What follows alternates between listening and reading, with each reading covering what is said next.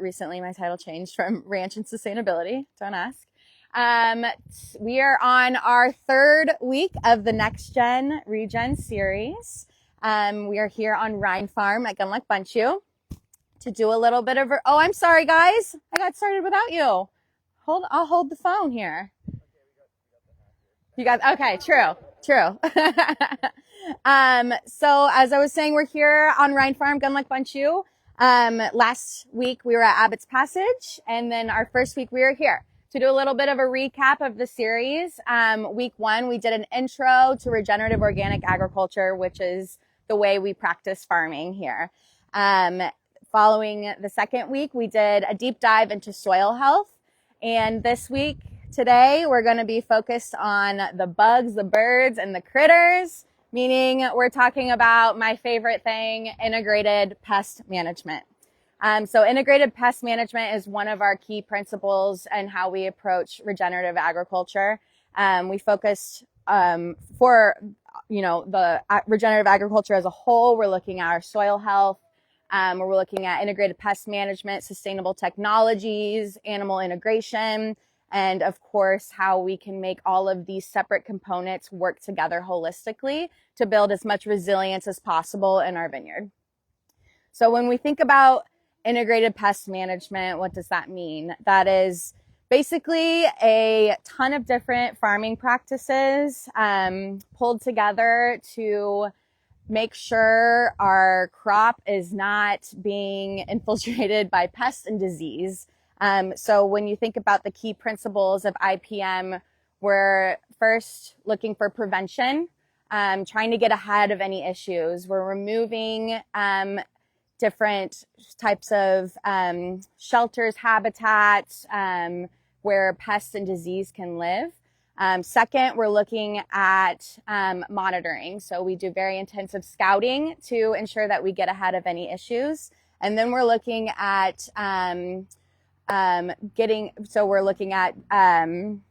intervention, that's the word I was looking for, using a bunch of different methods.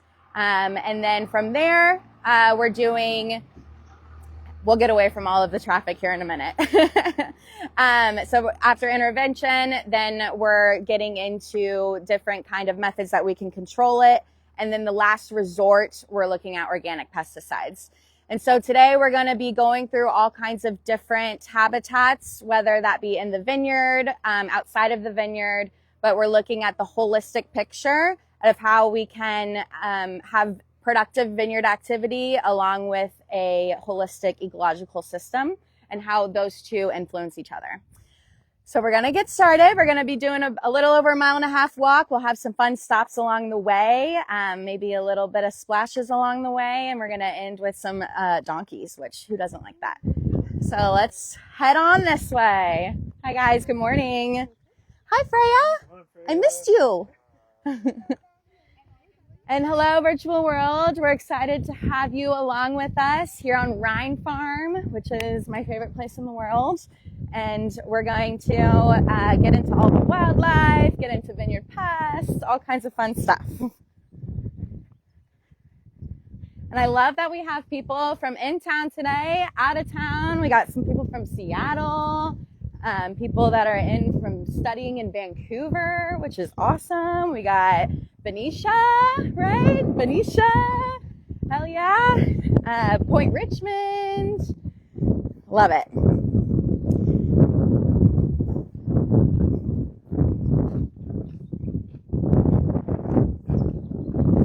So right now we're walking down what is called Bundschu Lane. And we're gonna come up on here to look at some of our habitats for our birds. So across the property, we have roughly 30 bird box and owl boxes. Here we have an owl box that is currently being housed by a family of barn owls. And then we have several bird boxes that you'll see along the way right here. We have a gorgeous bluebird hanging out. Perfect timing. It's like they knew we were coming. Thank you. So there's several things that are going on here and benefits that these added habitats have for our property. bluebirds and tree swallows are really what's holding down these bird houses. Bluebirds are amazing for herbivorous vineyard pests, meaning they're going after things that can really harm our vines, such as leafhoppers, sharpshooters, different type of things that are eating and affecting the vines that we would otherwise need to treat. So they do an amazing job during this time of year. If everyone wants to come over on this way, that'd be great. Once it hits late fall, winter, that's when they could start going after fruit. But during this time of year, we see them making a great impact on our pest life. The barn owls, they're amazing. They can eat, a family of barn owls can eat up to 3,000 rodents a year. Yes. So we have several of these across the property. And what you'll also see as we get into it is the amount of ground squirrels in our vineyard. They are a major vertebrate pest for us. So having that extra help from birds is incredible. And being able to provide that extra habitat allows us to, get ahead of some issues that of pests that we would eventually see down the line. So feel free to walk up. I was up here yesterday. All of them are brimming with some nests. You can see different things sticking out of them. We have several along this berm. And maybe we'll see one of the barn owls stick their heads out. I was walking into my office yesterday, and there was one hanging out just going, ooh, ooh.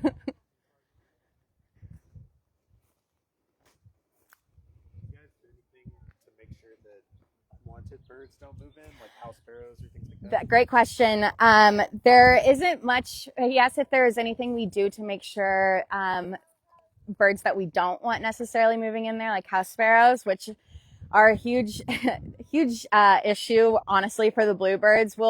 Whenever it's mating season, which is like toward the end of February, the bird life on property is absolutely wild, and they are definitely going to battle for all of these spots.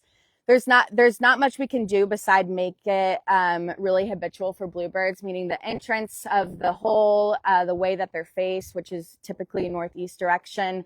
And then we do have some protection from snakes that you can see. That's that tin, tube around the pole to prevent snakes from climbing up there and eating them. But yeah, there's really, other than that, there's not much we can do. There is like some hardcore battling going on though. And it's really cool because it's totally like alive with birds and they're everywhere. They're singing, dancing, mating. It's awesome. What was I going to say? Oh yeah. And then, at the end, when winter comes around, they start migrating south, and we get in there, we sanitize them all, clean them out, use all, organic methods to make sure that they're ready to go for the next season, for the next flock to come in. What kind of snakes do you have? We have all kinds of snakes on property. We got the rattlesnakes, king snakes, your classic garden snakes. It was funny you asked, because on the way in, I ran into a few team members, and almost every single person told me there's been snake sightings in the past week. So we have our snake safety training that we do every year, and it sounds like I got to get on that. And for that, we have, just different, what are they called? Like literal snake tongs, and the snake bucket, you drop them in, and we just relocate them. We don't kill any. I don't kill anything.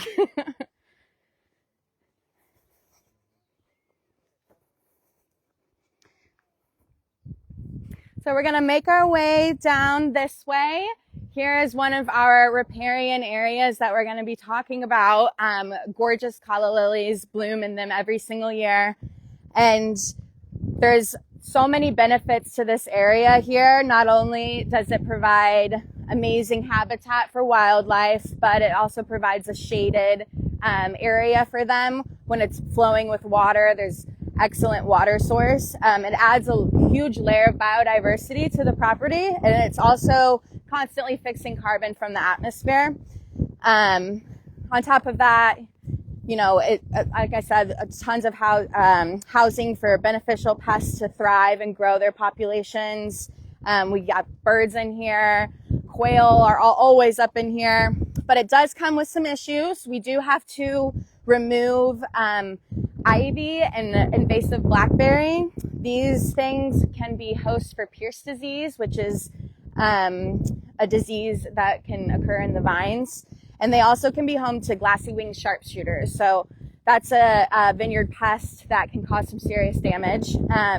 And then that's where, the birds come into play. And so while, we might have host areas for these types of things, the birds then act as our ecosystem balance to kind of carry those through.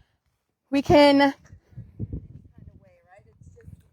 all natural, yeah. So we provide habitat for them. They have excellent water sources through our stormwater pond, and then in the winter, these seasonal creeks are absolutely flowing. So yeah, just being able, and on top of that, not using any sort of synthetic materials on the property. Just we're creating a safe space for them, essentially.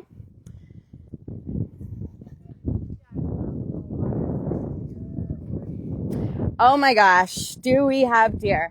Yes, we do. So deer are definitely a huge issue for vines. We currently have biweekly scouting going on, and there was a block that we kind of came from up there, and then on the other side of the property, which are parallel to all of the native land we have up there, which is called Toll's Hill. We actually have more native acreage than we do planted. We are seeing a lot of deer damage. We have deer fencing that goes all the way around the property, but they always find their way in somehow. So to get ahead of that, we're looking at physical barriers. So that's one of the principles of IPM, trying to keep them out, preventing them to get in the first place.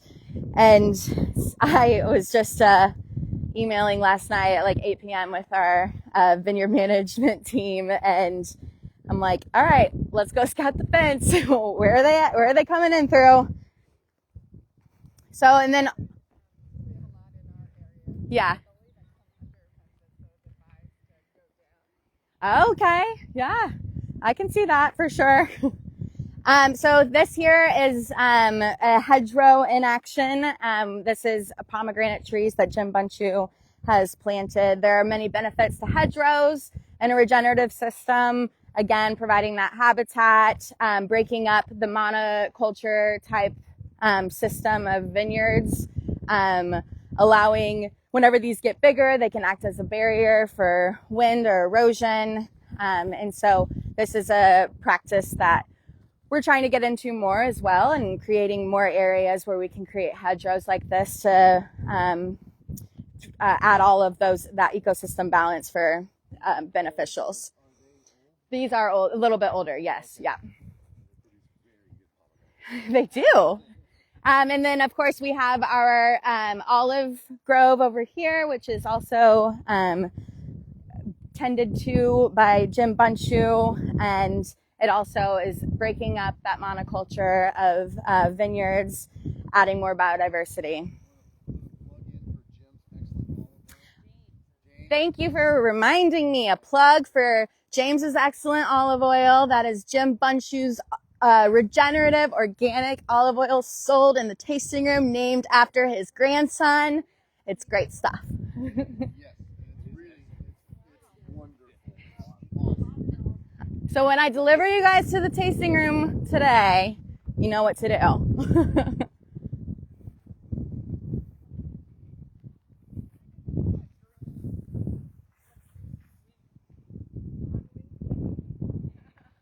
Sorry. Oh, the windmill.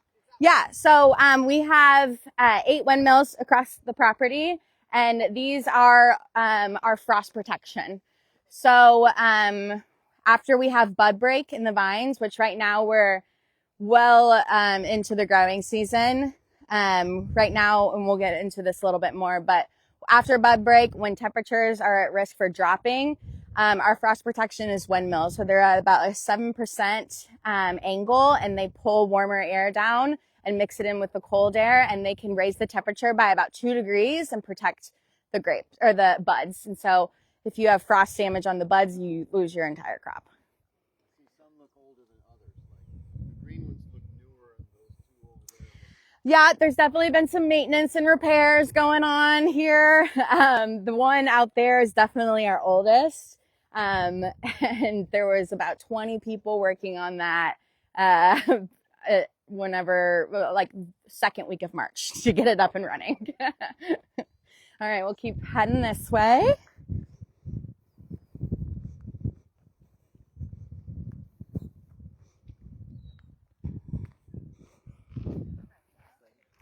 This is Boss Lady. She's an old vintage car on the property. That's really all I know about her. That is correct. She was pulled out of the creek. Heresy Creek is how we used to, Heresy Creek connects to Sonoma Creek, and that is how we used to ship wine in from San Francisco back in the day.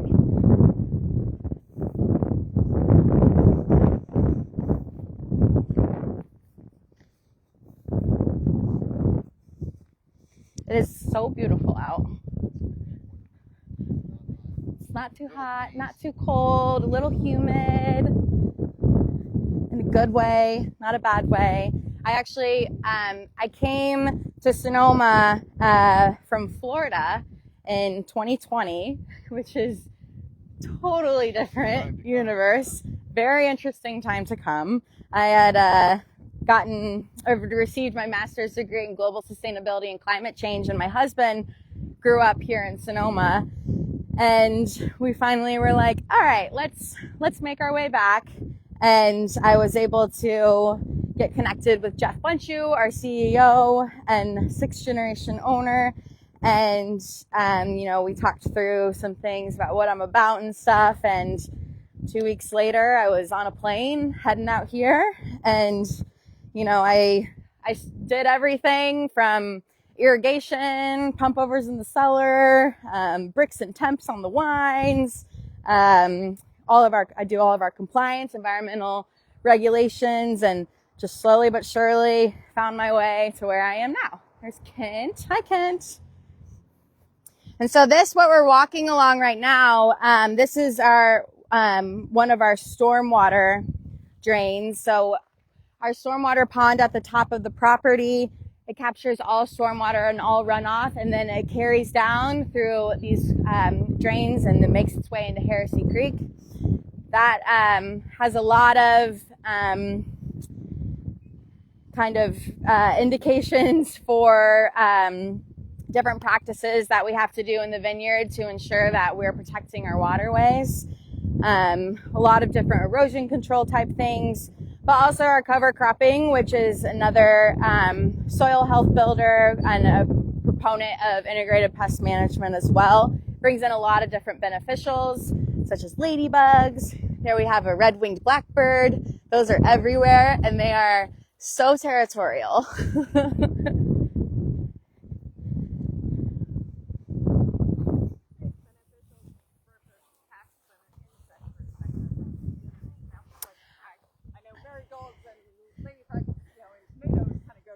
Totally.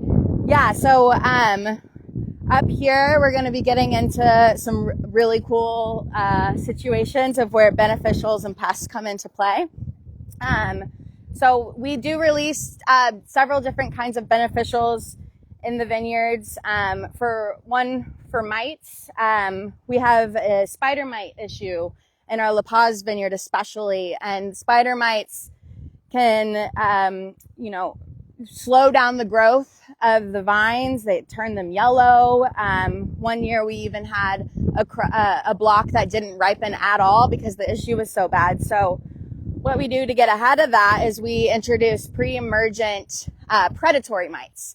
And so we've been building a population over the past 3 growing seasons of predatory mites that can feed on the spider mites. And so the more, we introduce them, the more that they're establishing their populations, the less issues we've seen as the years have gone on, and the better the crop has become. Whenever it first started, it didn't ripen, tasted horrible. Second season, we harvested it, didn't taste great. Third season, it ended up really, really great and gotten some wine.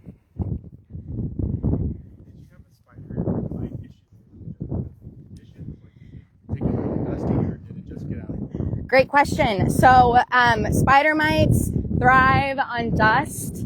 There were several reasons why the issue was occurring. One, there was construction going on the property. It gets super dusty out here in general, and we have to use a material called dust off. It's an organic material that we spray on dirt. But so that was contributing to it. On top of that, powdery mildew is one of the biggest diseases that we have in the vineyard. Every vineyard has it. It really thrives in temperatures like this. And one of the biggest organic materials for it is sulfur, which is a dust. And so this is like where, you have that holistic approach system thinking when it comes to it. It's like, okay, we're dusting for powdery mildew, but it's creating a habitat for the mites to thrive in. And on top of that, your avenues where you have your tractors and your trucks going down, kicking up more dust, you're literally creating a sanctuary for this pest. And then you're going to go treat it. And when you're treating it, that could kill other beneficials. So it's just this cycle that you go into. And with regenerative, you have to think how you can get in there and change the dynamics of what's going on.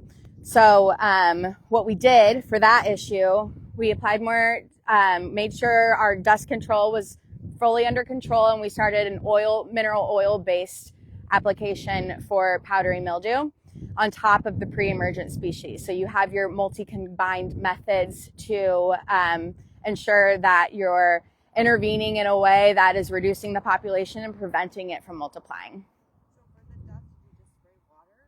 So it's called dust off. It's an organic type like oil-based thing that you apply to dirt and dust, and it keeps all the dust down. And before I get into the second thing that just like really hypes me up, it's so cool, we're gonna have some wine. Since when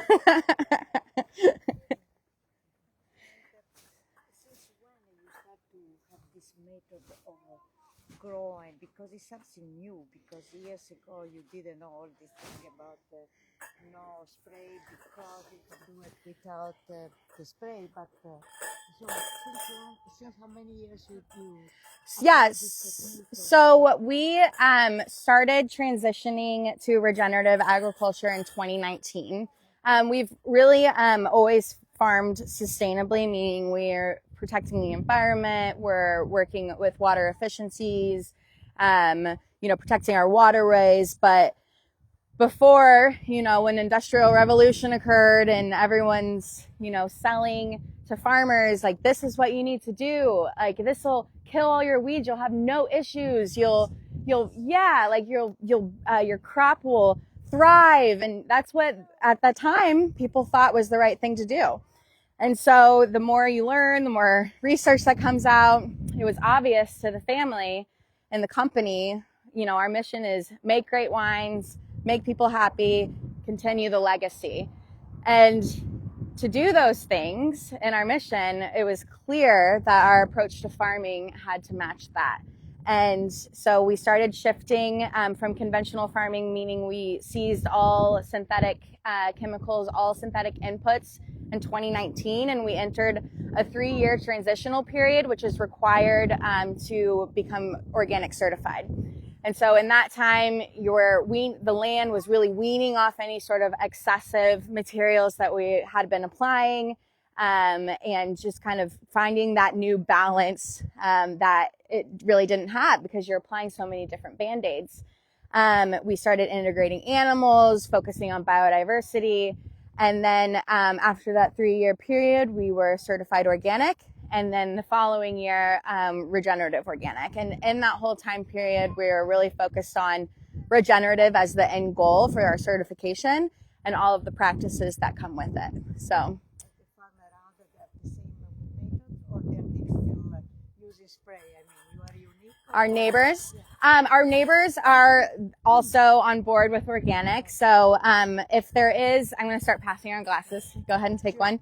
If there is a neighbor that isn't farming organic, then you have specific rules that you have to follow to ensure that you're protecting your own crop. So you're looking at 50-foot boundaries. If it's bad enough, you're looking at adding hedgerows, physical barriers, those sorts of things.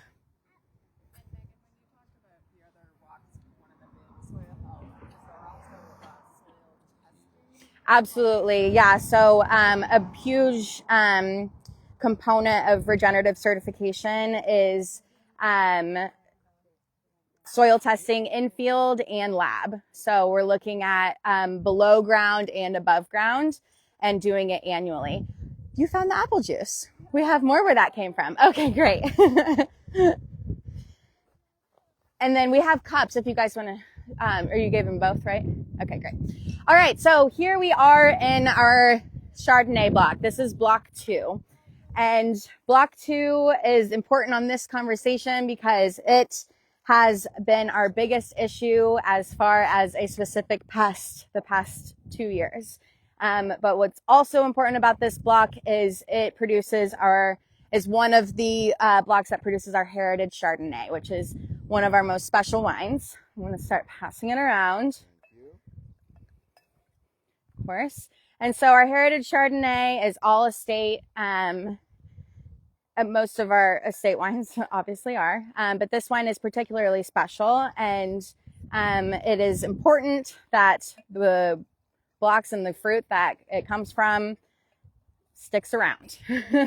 So what has been a huge issue for us the past 3 years now, but 2 years on this ranch specifically, is vine mealybug. Has anyone heard of vine mealybug? Has anyone heard of that? Yeah, so it's vine specific, and it is a super detrimental pest that causes all kinds of different issues. Oh, I'm so sorry. I don't typically pour the wine, and I have another bottle where this came from. I'm sorry. Oh, I ruined your video. So vine mealybug can create fungus and mold in the clusters. It can lead to leaf roll. It can absolutely destroy your crop. And what's also so terrible about it is it travels. And so it's traveling through ants, and it's traveling through equipment. It can literally travel on people. So when you have your vineyard workers in the vines, all it takes is for one to get on your pants, and then you go into another block and suddenly it's in the next block. They're like, there's different stages of their life cycle, obviously, but what are living in the vines are females, and they don't fly, and they crawl, and they're white and like flat, and they have like 8 legs. They're not good. They're gross. And the males, on the other hand, can fly. And so the males are flying and they're seeking the females, and then they create, that they go on and their life cycle continues. And it goes through about 5 life cycles in a year. So with regenerative agriculture, people are a lot of times like terrified that this type of pest is going to show up in your vineyard, and what are you going to do? And a lot of times that deters farmers away from taking on this type of practice as well. But for us, we have a very robust combined method to get ahead of this issue. So right here, this is a trap. So we have 3 traps across the property that it's about one trap takes care of about 10 to 20 acres. You can come check it out. Let's see if there's any in here. All right, I don't see any males, which is amazing. So we have 3 traps that cover 40 acres. So our first method in control is detection. So we're trying to monitor the population and the quantity. So along with the traps, we have biweekly scouting where we have boots on the ground checking every single vine. And this is to understand and get a quantifiable number of what we're dealing with. Second is pheromone mating disruption. So what we do for mating disruption to prevent the males from finding the females is we put out what's called isomate twist ties.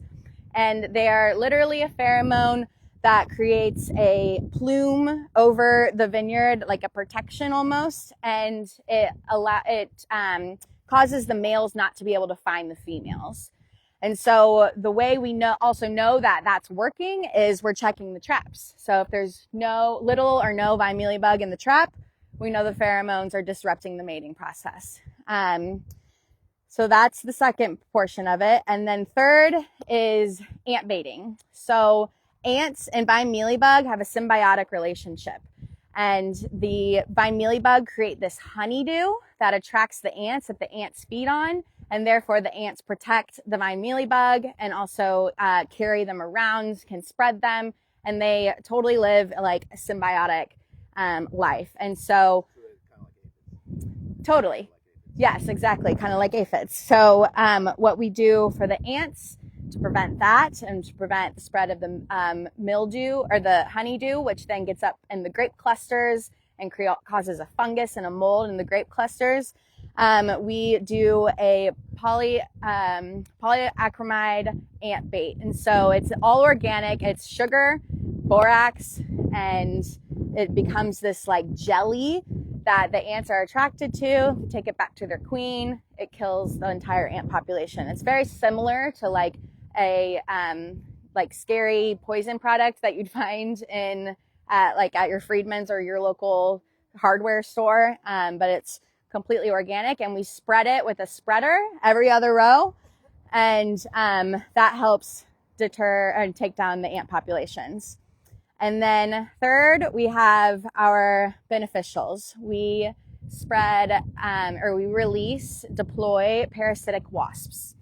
This is really cool. This is what gets me stoked. So we do about 500 wasps an acre, but what it is the wasps lay eggs in the female nymphs of the vine mealybug, which is like the juvenile in the life cycle. And the larva of the wasp feeds on the tissue of the nymph, and then eventually they break out as the wasps and kill the vine mealybug. So they're released in the vineyard as parasitic vine mealybug, and then they're hatched as wasps. Is this aliens? It's totally like aliens. So that to me is like crazy cool. And then finally, in a block like this, last year we had hundreds of vines that were completely, pretty much the fruit was destroyed by the honeydew that got up into the grape clusters that created a fungus. We had to drop so much fruit. We lost a lot of fruit from this block. So this block specifically is then the last ditch effort. We go through, they've started doing it already. They strip the bark by hand. We strip the bark, and then they'll eventually come back through and provide and apply an organic mineral-based oil that will kill any sort of vine mealybug that's living dormant in the vines. So the females live dormant through the winter in the vines too. So it's just like a whole thing. But that's just a perfect example, and I'm so excited about it because it's a perfect example of integrated pest management, of how we're dealing with this regeneratively. There's so many different avenues to take rather than just your Band-Aid fix with a synthetic chemical. It's definitely not the easiest route, absolutely, but at the end of the day, it's going to create a more resilient vineyard, a more resilient block. And if the populations bounce back, we know exactly what to do to intervene to get in there beforehand.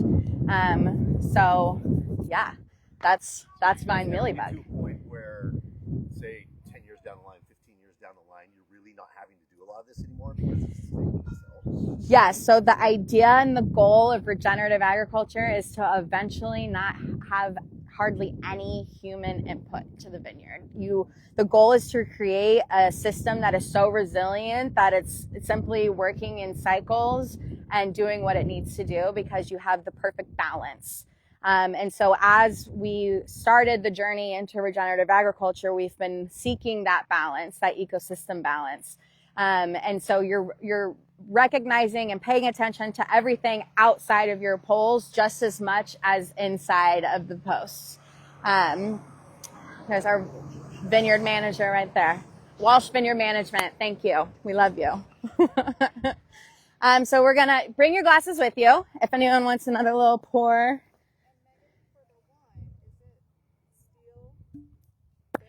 These, this is a little bit of both. There's 4 barrels produced total of this wine. It's super special. I am not the winemaker, so I won't pretend like I know all the ins and outs, but this one has a combination of stainless steel and oak barrels, yeah. But I do believe it's neutral. Yes, yeah. And then our Sonoma Valley Chardonnay, which is also estate, is all stainless. Yeah, of course. Yeah, yeah. These vines here were planted in 97. So, I don't know. You do the math.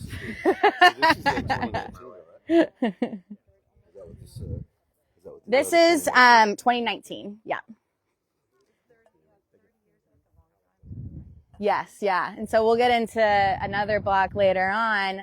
Everyone else good? Any more? Yep. Okay. All right. In 4 or 5 years of your transition, you had any surprise of animals that you maybe didn't forecast? Absolutely. Come and destroy the other. Yes. Yeah. So in the 5 years that we've been going through this transition, the amount of animals, wildlife, bugs, everything has completely exploded in a good way.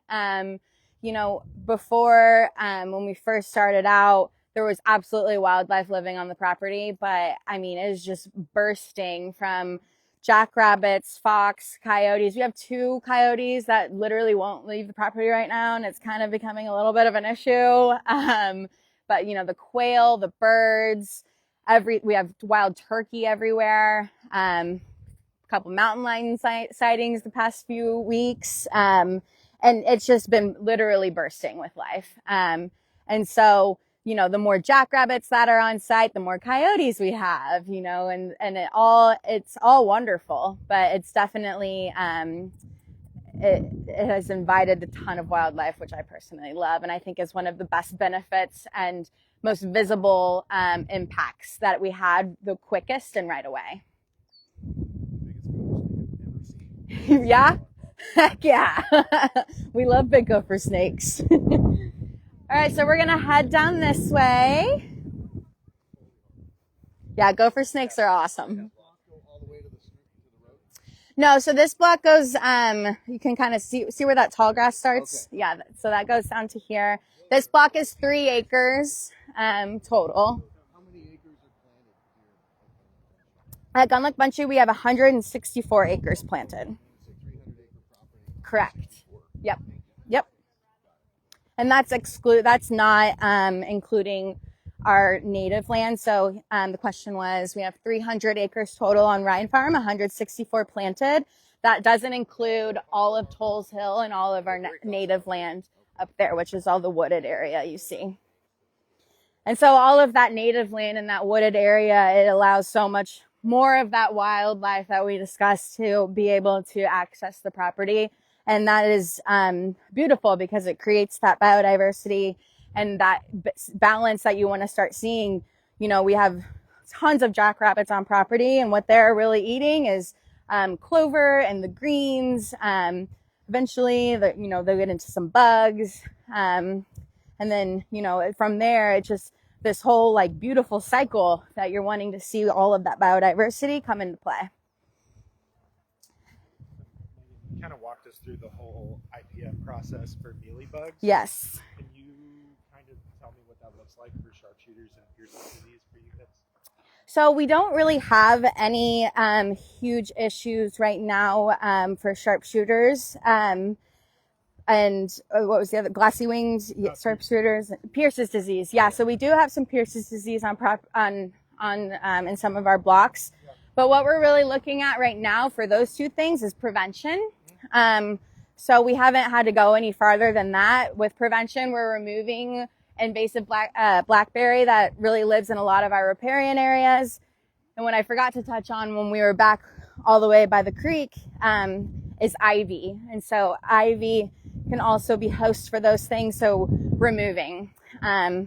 So that's where, you know, in that process 5 p.m., you're preventing it, you're getting ahead of it before it becomes an issue.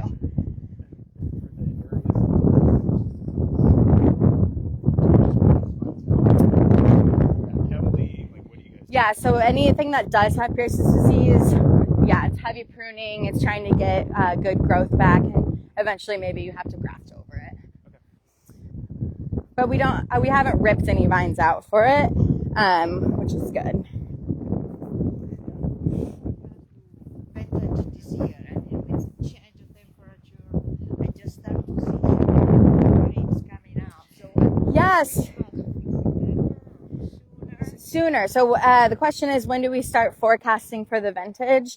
We'll start understanding that based on our canopy and then our cluster counts. And so if we have a super large canopy, how many clusters do we have within there? And we're able to do a vine balance sort of equation to understand how much tonnage we're most likely going to be getting out of it. And that really comes with fruit set. So, and then also, which is probably like around like June or July, we can start understanding that. And then we'll start. white first and then red. Yes, yep. White comes in first, and then then Pinot Noir, and then from there, like our Bordeaux varietals, which is we're looking at Cabernet Sauvignon, Merlot. We have some Petit Syrah or other property. We don't. No. We got Tempranillo. Yeah, I'm from Polio, Trieste. Oh, cool. Polio, Yeah. becoming more and more popular. And the vintage is always sooner. Now it's in August. Yeah. August. Yeah. For us, harvest has totally, obviously, is dependent upon the weather. This year we were a month ahead of last year's harvest was a month ahead of the year before. So a full month of when we started harvesting. Yep, exactly. And so here we're coming up on a Gewürztraminer block. This is our young Gewürztraminer block on the property. We have a bunch of different trials going on in here to see which one's the best, which one we like the most. But what we're here to talk about today is this cool little contraption up here. So this equipment is from Root Applied Sciences, which is Berkeley scientists who created this, and it is a spore trap. And so this is an amazing sustainable technology that works in our IPM for disease. And so this spore trap is helping us get ahead of powdery mildew, which is, again, the biggest disease problem for vineyards, no matter where you are. So what this contraption does, that funnel that you see, it has a motor in it, and it's working like a cyclone to capture spores entering the vineyard. And so any sort of spores that can cause powdery mildew are being captured in there, and we pull samples twice a week. They get sent off to the lab, and they're able to quantify how many spores are present or not present in the trap.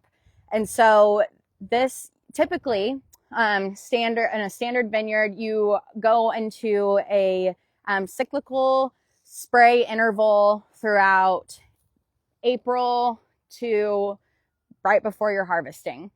And that can be a 7-day interval or a 2-week interval, but you're spraying consistently to prevent powdery mildew because it can destroy your crop.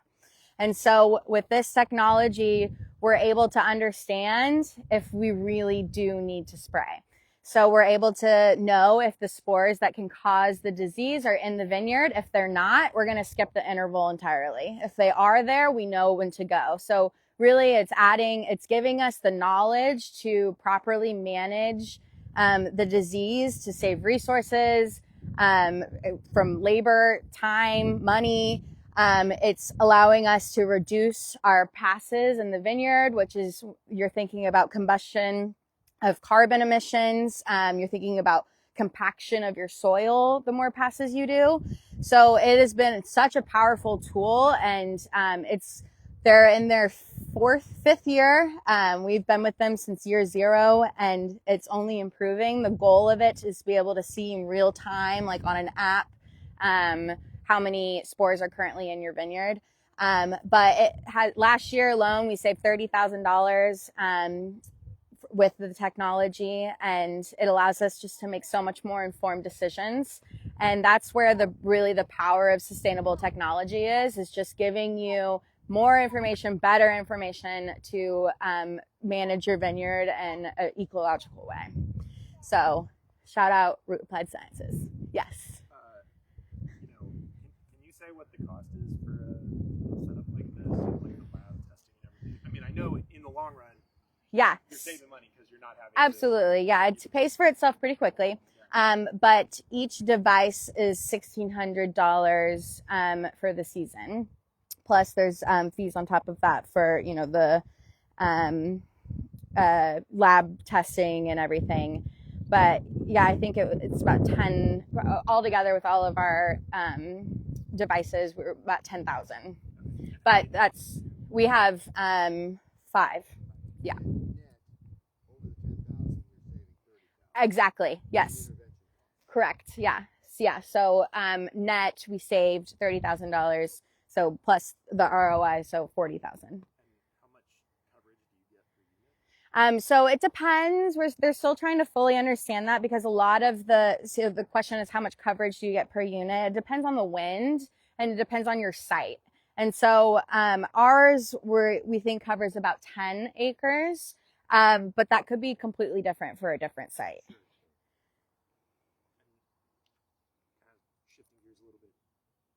Using this device lets you minimize the amount of, sulfur that you have to apply, which kind of disrupts the microbiome on plants. Do you guys do any applications to kind of promote healthier, microorganisms or fungi that are going to outcompete the powdery mildew? So during the season, when we're spraying sulfur, every application of the sulfur, I'm just kind of paraphrasing it a little bit real quick, can affect the microbiome of your soil. It can affect kind of the balance that you have between whatever beneficial pests are there and how they're interacting with the fungi of the soil. The biggest component to protect against that is having your ground covered. And so, of course, we have our cover crops that we plant in the fall. Since we've planted them, they've been grazed with 700 Dorper sheep, which we'll get a little bit more into later. And then since then, they've been chopped. That is to prevent things from going to seed and, spreading excess growth. But the goal is ultimately at this site is to have 100% ground coverage. This year, we're going to have 70%, which is a huge improvement from last year where we had about 50%. And so we've been trying to improve and progress to have 100% ground cover eventually, but protecting your soil is going to prevent any sort of negative interaction. At the end of the day, you might have some, but it's going to protect you mostly. And if you are wanting to boost that fungi in your soil and all of the microinvertebrate, macroinvertebrate, different kind of protozoa, all of the different networks that you have underground, you want to build as much organic matter as possible. That's through cover cropping, keeping your soil covered and as much as possible. What do you use as your cover crop? So our cover crops we do a mix of different legumes and vetch. We have barley and rye that are a little bit more deeper tap rooted that create a little bit more mass in the soil. And then there's some clover in there as well. So overall, there's like 4 different species of peas, and then the barley, rye, clover. Yeah, some good stuff. Yeah, so that was here. There's still a little bit left over under the vine, but most of everything has been grazed or chopped away at this point. Every year. Yep. Yeah. And Megan, in the home garden, they say to prevent powdery mildew, consistent water, as well as not watering from overhead. So I'm curious. It looks Yeah. like irrigation, but you also want vines to grow hard, I think, to Mhm. improve grape quality. So how do you manage your water supplementation or not Yeah, so in a home garden, if you're watering overhead, that can increase your mildew. Here we have a micro drip irrigation system that is applied to the root of the vines. Here it's about 2 feet above the ground. It really doesn't matter how much you go ahead if your soil is protected, because it'll infiltrate in. I'm kind of getting off the route here, but we've been experimenting with raising them higher so sheep can just graze right underneath them. That's why I mentioned that. But so for vine hardiness with watering, what we do is we have soil moisture probes and then monitoring. So with vineyards, you want to stress your vines to a point to have really what's the word I'm looking for?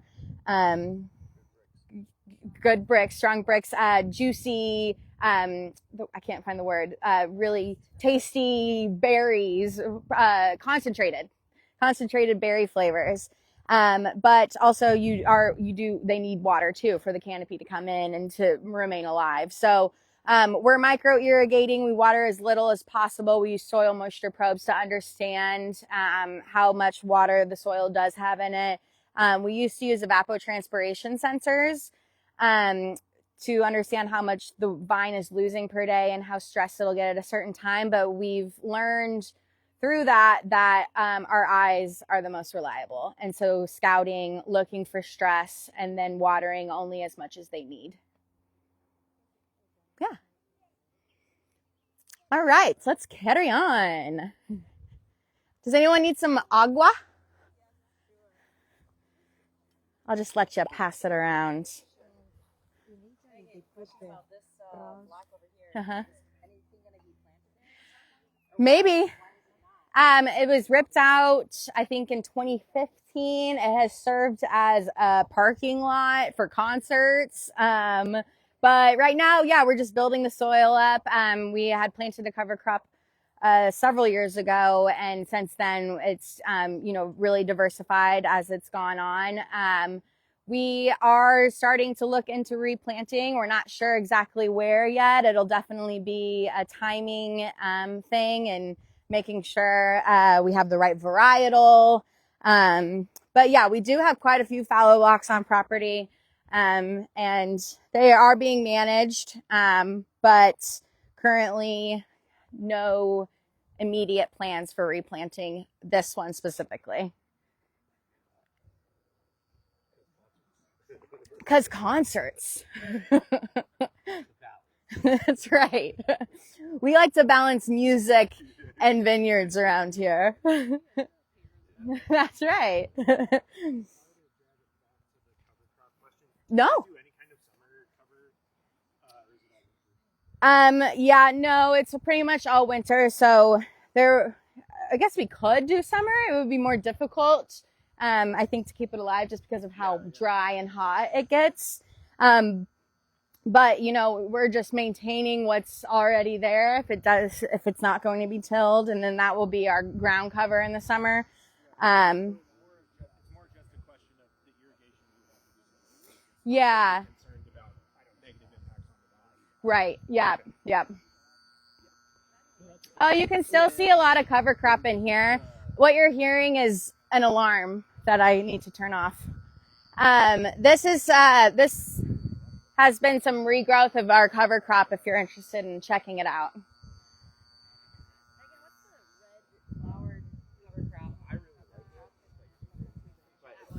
This here? Oh, that's a little lupine.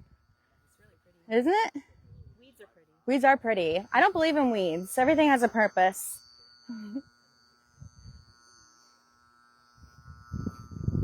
Yeah, that's a stump alarm that you're hearing. Yeah. Yes, it is. It's telling me to reset it. You know what? While I'm here.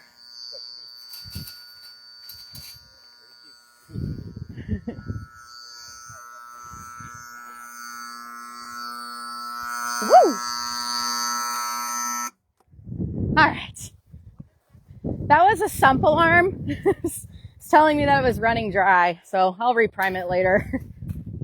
Okay, carrying on. So right now what we're walking around, these are our wastewater ponds. So these ponds here recycle 100% of our winery wastewater. It's treated with aeration, and it also has some infiltration, and we're about to come back around it, but there's some wetlands where it can infiltrate as well and treat prior to being put back out for irrigation. We don't get carbon credits for our wetlands. We should. Maybe I should look into that. But this area around here is always covered in ducks and geese. They're all hiding right now, apparently. Not wanting to give the kids a show. And then right here, we also have another barn owl box. I haven't checked this one recently, but I'm sure someone has made it their home.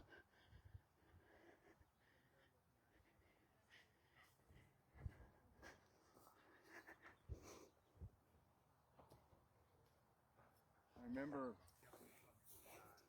previous tours many years ago in the ponds up near Jim's house. Mm-hmm. Bacchus was around. That was Katie's dog many years ago. And he would jump in every pond. It was really fun to see him. So Bacchus, Katie's old dog, used to jump in every single pond up at Jim's house. Yep. Funny enough, Katie now has a new dog named Hank, who looks very much like Bacchus, and he does the exact same thing. Okay. There's a duck. I just heard a duck over here. They're around. Do you think so? I just saw a few red wings over there. So this here, what's really cool, it goes through additional infiltration. There's roots and things down there that can further treat our wastewater. That's the red-winged blackbird. They're just acting like they own the place. Bird box here too? No, that's Looks like a bird box. that's like a hiding electrical stuff. Is it possible to get to a point where you manage your wastewater entirely with like bioswales and things like that, or are you required to have aeration where it's not infiltrating the ground? No, there is a world where you could do it 100% bioswales. There is recently a new permit that we've had to get to do any of it, but you are allowed to do that. You just have to, we have to test our wastewater before, or the treated wastewater before it goes out for irrigation. There's certain lab testing that you have to do. Correct. But there's, you have to test the inflow while it's being treated and the effluent. So if you weren't using it for irrigation, you were just sending it into a bioswale, so you still have to do that testing? Only if it's, if it's lined. But if it was, yeah, because then you're still considered to be land-based applying. Okay. Yeah, it's protecting groundwater. Yep. All right. I'm sorry. Just sat down to take a break. How you guys doing? You doing okay? Everyone good? Freya is just living her best life over there. When you say you spray the sulfur, is that still considered organic then, or does that? Yes, yeah. So we use an organic product. It's simply sulfur, and there are, some out there that aren't organic. But any sort of product that we use is listed on the USDA National Organic Program, and then there's also additional parameters that regenerative certification requires for even organic products. So we become even more limited with what organic products we can use, and they're mostly focused on things that can harm bees. Okay. Yep. Right. Because some organic products still can impact bees. This is another riparian area that we have on property. And on the other side here is scribe. So it's also just kind of a boundary line. But this creek here is in the winter overflowing with water. Lots of other good biodiversity and additional habitat. And then what we're coming up on this side, we have been, thanks to Napa char, turning some of our wooded waste into biochar. So biochar essentially turns wood into pure carbon, and it is amazing for your soil. It can only be applied once, and you don't have to reapply it. It has amazing water holding capacity. It increases your water infiltration rates, and it literally is pure carbon. So it's turning whatever that wood had of carbon in it, it's becoming its purest form. There was a whole lot of biochar in 2017. And, do you That's have to right. import it now, or do you just go up to the hills and gather some? You could go up to the hills and gather some. No importing necessary. I know there are environmental kind of aspects of biochar, like carbon sequestration and stuff like that. Mm-hmm. Why would you prefer biochar over, composting that material and applying it from a purely soil health perspective? From a purely soil health perspective, I wouldn't necessarily favor it over compost. Okay. I think it could enhance your compost as far as the carbon properties, the nutrients, and the water holding ability.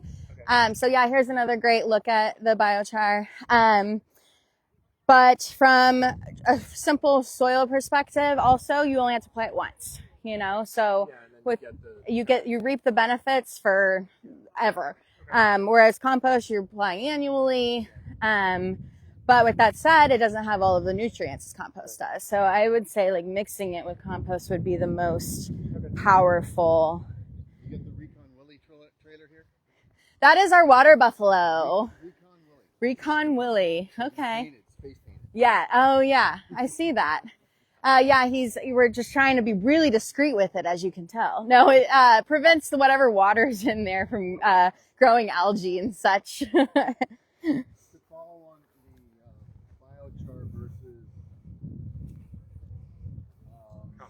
compost. Oh, I forgot my stop. Issue. Compost has a propensity to introduce other organic and live species Correct. into what you're doing, whereas biochar, it's inert and Correct. it's just going to provide the mineralization that you're after. Absolutely, right? yeah, and it really was. For me, I think the most powerful component of biochar when you're soil applying is that water holding capacity that it has. But yes, you're correct. With compost, you're getting more microorganisms, you're getting different fungi, nutrients, all sorts of things that can be incorporated into your soil. And I think together it's like a very powerful tool, and both are powerful on their own, but for a little bit different reasons. Over here, we have some biodiversity with our bees. So we have a partnership with Towser Apiaries, and we have about 1 million bees over here. These bees live on our property when they're not out pollinating the almond trees. They spend a lot of time out there during the pollination season, and then they're living here and pollinating our cover crops. Bees are amazing for ensuring our cover crops can thrive and really sustain during that season. And they are also great for our olive trees. Olive trees are typically wind pollinated mostly, but the additional bee pollination really creates a stronger fruit and more fruit. So they are not only doing our cover crops, our little garden areas, but our olive trees as well. They were the first animals, I like to say, that we introduced to the property whenever we started our shift to organic and regenerative. We were searching for a quick addition of biodiversity, and they certainly add it. And all of the honey that they create, we sell in our tasting room. So you can get some olive oil and some honey and some wine.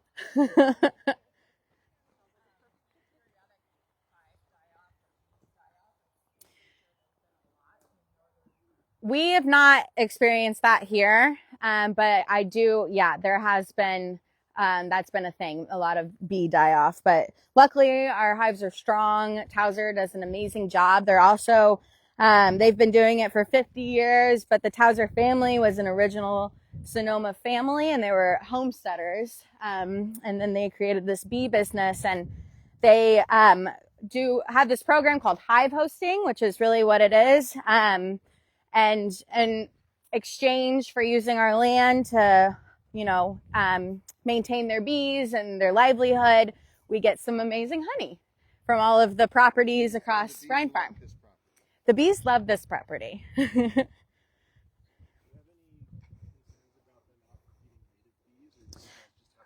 Great question. Is there any concern of them outcompeting native bees? That was a concern at first for me, until I realized how much riparian areas that we have. We're part of the Sonoma Creek watershed, which is hosts the most diverse and largest native bee population in Sonoma. We have so many native bees on property. We actually had a professor from, drawing a blank on which college he was from, but he would come out here each year to do native bee counts because there were so many. But yeah, that definitely is like a consideration when you're introducing bees to your property. You don't want to outcompete the natives because they have just as much influence on your ecosystem, for sure.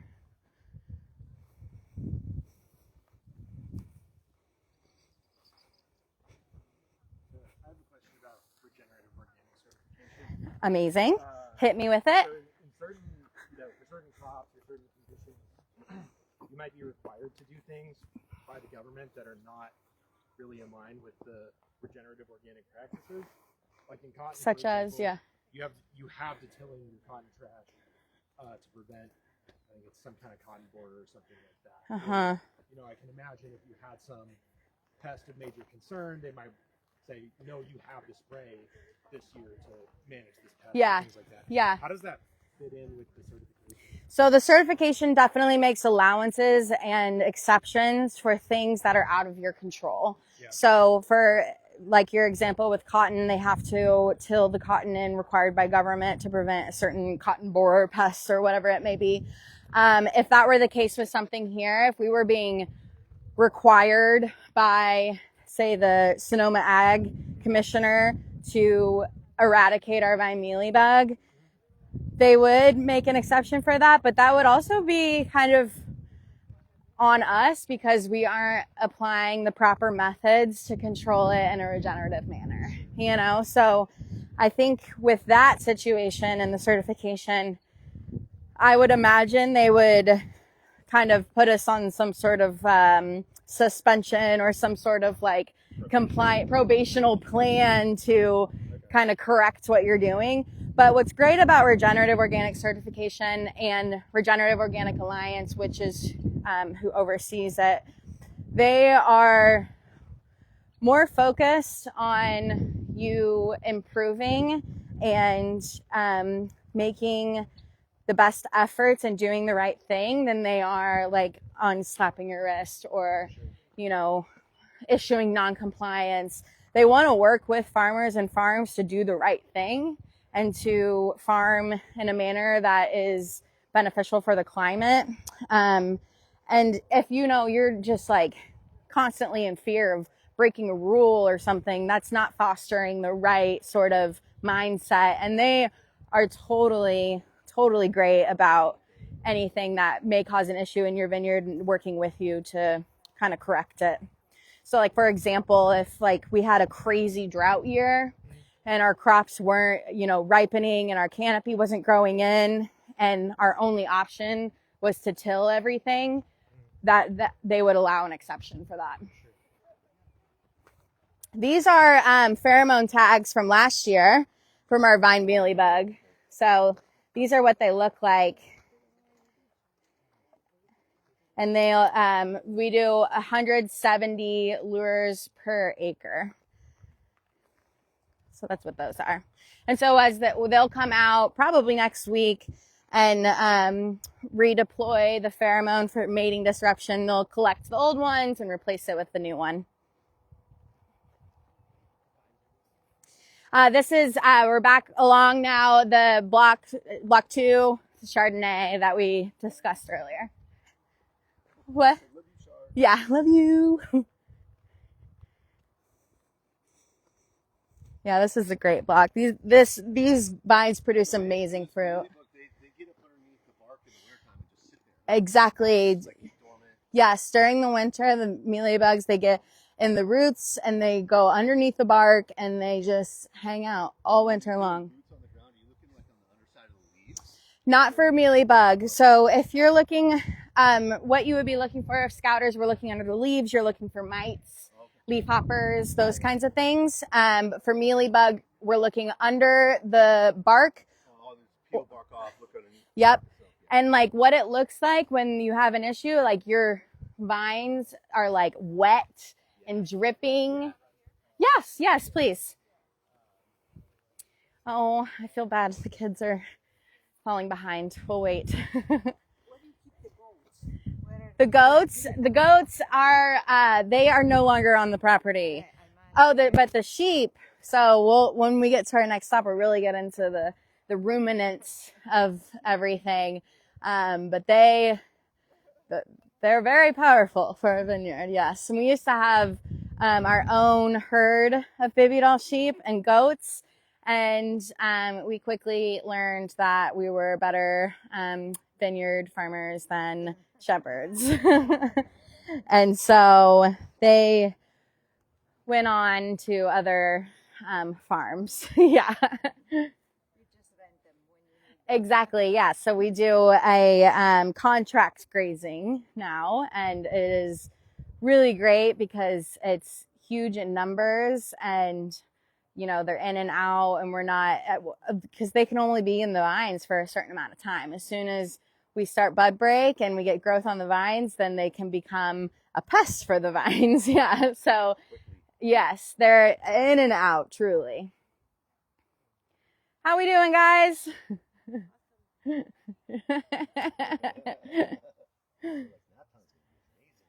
Yeah, Freya's gonna get a good nap. Does she do one nap? Yeah. They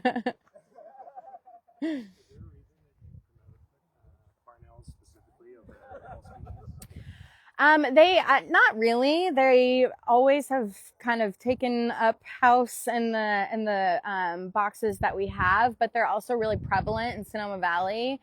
So I think it's just, you know, they're really native to the area, and yeah, they make full blown families and go to town. Well, great horned owls prefer trees. They don't want to go. Okay, yeah. See, I didn't know that. A lot of other owls, I just learned, can prefer trees over barn owls that will absolutely love our boxes. All right, guys, we're gonna head down this way.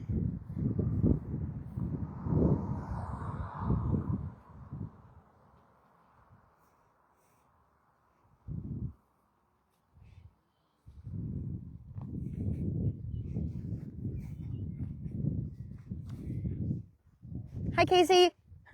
How you doing? How is our virtual world doing? Hi, friends. Any questions? Anything? Give us a chat. I think that's how it works. Cool. We've been there for 15 years, and so we're on like the third generation.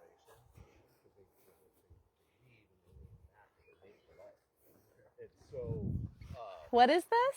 The great horned owls that live behind our house. Oh, And they're cool. like tigers with wings, except they are completely silent. And there's many times we're sitting in the backyard having a bottle of Gundlach Bundschu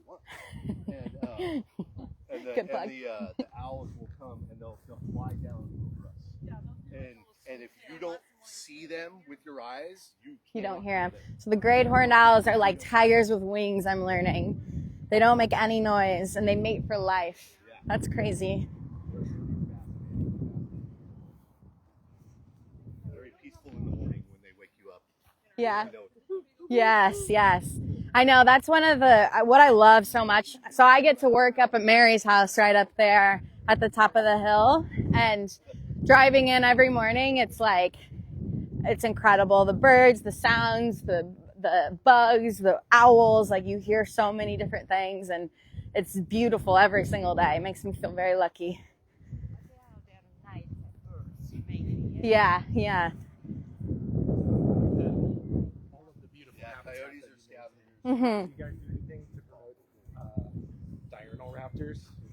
No, I don't know what diurnal raptor. Oh, like raptors, hawks. Yeah. So, I see hawks around here all the time. Yeah. I've not been fortunate enough to lay eyes on a raptor, but what we could do, we're gonna fold in this way, is perches and stuff. Yeah. Y'all do have perches for them? We don't. That's I would love to get some in here, because I mean that's so easy, right? Yeah. And they would probably, oh my God, have a heyday. I'm sure with all so many ground squirrels. It's crazy too. Ground squirrels will create like apartment cities in the root structures of the vines, and they can really damage them. So if you guys see areas where they're particularly heavy, do you intervene at all to try to control them? So yeah, it's one of my least favorite techniques. If we have a really big issue for ground squirrels, really the only thing we can do is trap. Yeah. So aside from, the great work that the owls and hawks and everything are doing, if it's something that we gotta intervene with, which we haven't had to on Rhine Farm, but Arrowhead, which was a vineyard we no longer lease right on the other side of Scribe here, we had to trap for them. We'd trap them, and sadly they would die. But don't remind me. Not really. They reproduce so rapidly. It's not, there's really not much you can do. Yay. Hello, everyone, again. Gathering everyone in one spot. Oh, I see. We got another surprise and delight over here. So here is our Gewürztraminer block. This is block 01B is what it's called. And these are our 50-year-old Gewürztraminer vines. These vines are very special to us. They're the oldest on the property, and they contribute to this wonderful dry Gewürztraminer. If you haven't had this yet, you're in for a treat. Do my excellent pouring here. This has been called our breakfast wine. That's a good one. Right? Not the lawnmower one. What's the lawnmower wine? The stuff you drink when you're out mowing. Oh, I like that. Lawnmower wine, right. You could have this before the lawnmower ride. Yes, exactly. Just don't tell your friends. Yeah, right.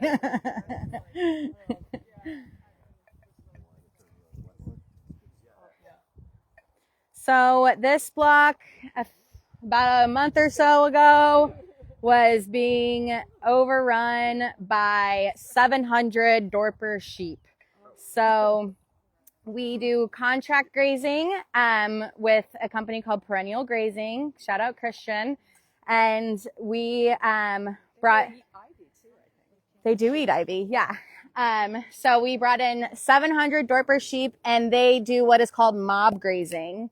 So they come in, we blocked them off by block, which can be up to 3 acres, and they're in and out in 24 to 48 hours.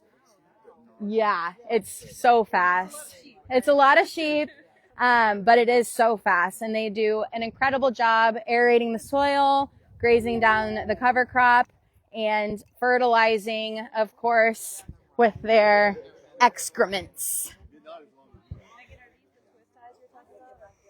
Those are not. No. Oh yeah, these are old twist ties. Yeah. Okay, so they had the pheromones. They did. Yep. And they'll come in probably next week and redeploy. Cheers, you guys. Cheers. Cheers. Cheers. Cheers. Happy Saturday. Yeah. So the sheep were incredible. It's males and females. And as I kind of mentioned earlier, we get them in before bud break, after the cover crop was grown. So in October, November, after harvest, we come in, plant all of our cover crop. They get excellent growth, ideally excellent growth before we get the sheep in. And then they just go to town. They hit it hard, move out, allow the soil and the ground to rest and recover. And then, yeah, they're fertilizing with their urine and their dung, little sheep dung, grazing it down. It allows us to push our first chop or weed whacking much further along, where we can ideally eliminate an entire pass altogether. So that's impacting our emissions. They're also feeding, you know, the microbiome of the soil and all of the microinvertebrae that are down in there, giving them a lot of good organic matter to feed on. So I think you learned a new term for that just last week. I did. Cover crap. So the sheep provide amazing cover crop. Thank you, Julie. Not necessarily. If you don't have bud break, I don't think it matters if it's sheep or goats. I think goats are more aggressive. They like to go up. At least the ones that we had, they like to get up in trees and such, you know. So sheep, I think, are more head down, do their job, you know, get in and out. Goats, we had some goats that lived on property for quite some time, and they were like literal dogs. They'll eat anything, but they have the biggest personalities. And they were very tall. When they got up on their hind legs, they're about 7 feet tall. So when thinking it through, I think, yeah, I prefer a sheep over a goat. Yeah. But, you know, a lot of herds are mixed. So they have sheep and goats in them, especially whenever they're grazing landscapes and such. It doesn't really matter. Yeah, so perennial grazing. We love you, Christian. So we're going to head over this way. Again, this is our oldest block on Rhine Farm. And this is also one of our only blocks that are not trellised. So a lot of our everything else is what we call vertical shoot positions, where they're trellised up on wires. This is more of a California head trained sprawl. It allows extra protection from sun and outside elements such as wind and rain. It protects the grape clusters, and especially with like climate change, where we have extra drought days, hotter days, it can protect the grapes compared to a VSP. But also with VSP, you can mechanize, so you can mechanical harvest, whereas with this, everything is by hand. This is, you can, some say head trains California sprawl. VSP, vertical shoot positioning, which is a trellising system where you have wires that run along it, and you can train the shoots along it and tie them up. And that way you can mechanize, you can use equipment to harvest, to leaf, to trim the canopies. Whereas here, everything is by hand. So both are great. We get great fruit out of both systems. It can just be more costly by hand, you know? Yes. Yes. Labor costs have been one of the biggest challenges in vineyard farming in the past several years. Roughly, when you guys do go to harvest, what are your labor needs per acre? It depends. If we're hand harvesting, there would be a crew out here of about 30 people. If you're mechanical harvesting, you can do as little as 3 people. They typically do more for safety and things like that, but and it depends on what type of harvester you're using. But yeah, our hand crews are around 30 people. Here we have some major soil capping. We had the sheep in here when it was pouring rain. This is where they hung out a little too long when the rain was coming. Yeah, when they came in, it was torrential downpour, literally. So we had some negative side effects because of that, because it really tore up the ground cover. And you can see the capping and really in that area. It looks like that's probably where they took some naps.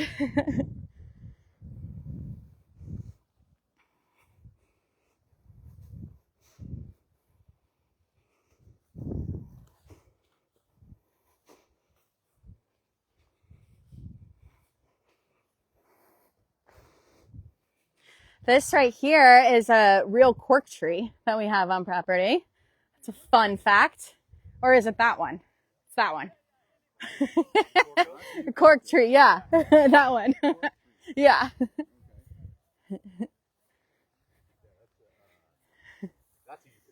Yeah. Which are also very rare. Okay. Didn't know that. Thanks, man.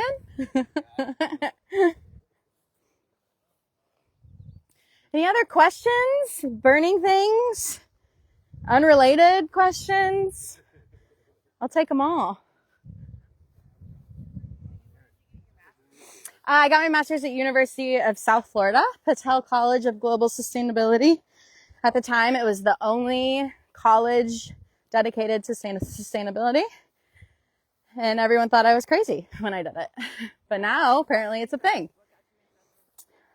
Actually, what got me interested in sustainability, after I graduated from undergrad, I went to live and teach in Vietnam. And so I was there for about 6 months living in a city called Hai Phong. And it was absolutely beautiful. Port City, yes. But what I learned while I was there is that the Western countries were shipping over barges of garbage, and it was like infiltrating all of their waterways. Like, they had beautiful waterways, but they couldn't even get in them. The dust was crazy, and they were burning trash in the streets. It was very eye-opening for me, that I had like a huge passion for the environment and sustainability, and that was what really spearheaded me going to school for it. Yeah. This is Knickers. Come on, Knickers. We got some treats for you. Come on, Nick. So, yes, this is our final stop.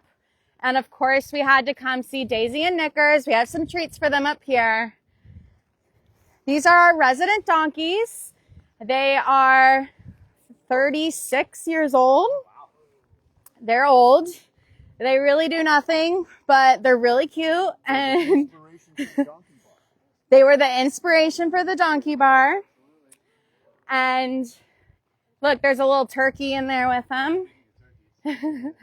If anyone wants to grab a carrot, I brought some carrots, and I'm sure the kids would love that. There's carrots over here. You can feed the donkeys. They love this bush too. That's Knickers, and then Daisy is the white one. Hi, Knickers. You know what's coming. They love this greenery, all of it. I'm just going to break off a little to get them to come over.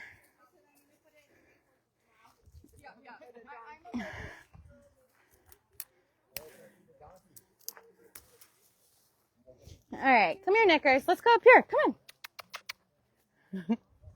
Are they like that? They love this. They love the flower. Yeah.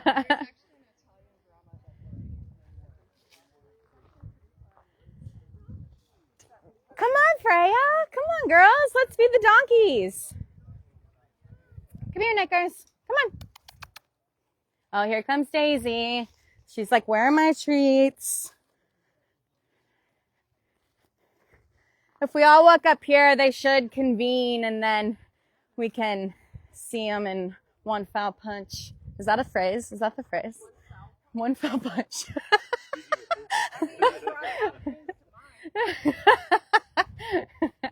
Hi, Day Day. So Daisy is not as friendly as Knickers, but she's still amazing. She can be harder to win over, so I'm sure she'd love some carrots.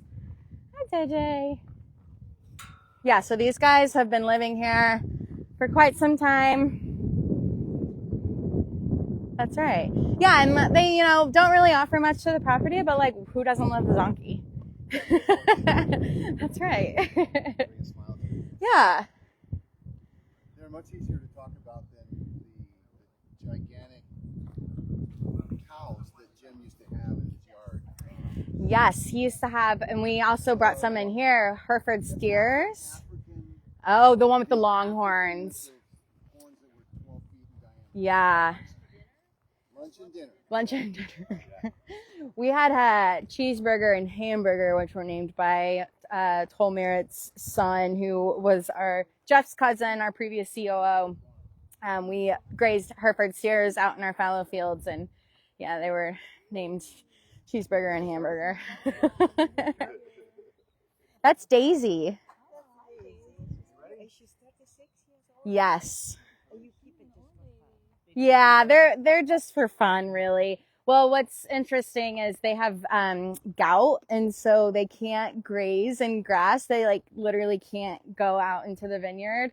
So they have to stay up here, and they used to go out in the vineyard and stuff, and people used to ride them. But yeah, now they're just cute old donkeys that make my lunch breaks a lot better. She loves you. I think like 50 years old. I think donkeys live a really long. Because I thought they were only like 20 something. And then I found their birth certificates in our files, and I was like, holy shit, they're 36 years old. What? Yep. So, yeah. She's a little skittish. Knickers is definitely more willing to be pet, but she is very nice. She won't hurt you. That's nice that she's letting you pet her even while she's eating her lunch. She's like, will you give me more carrots?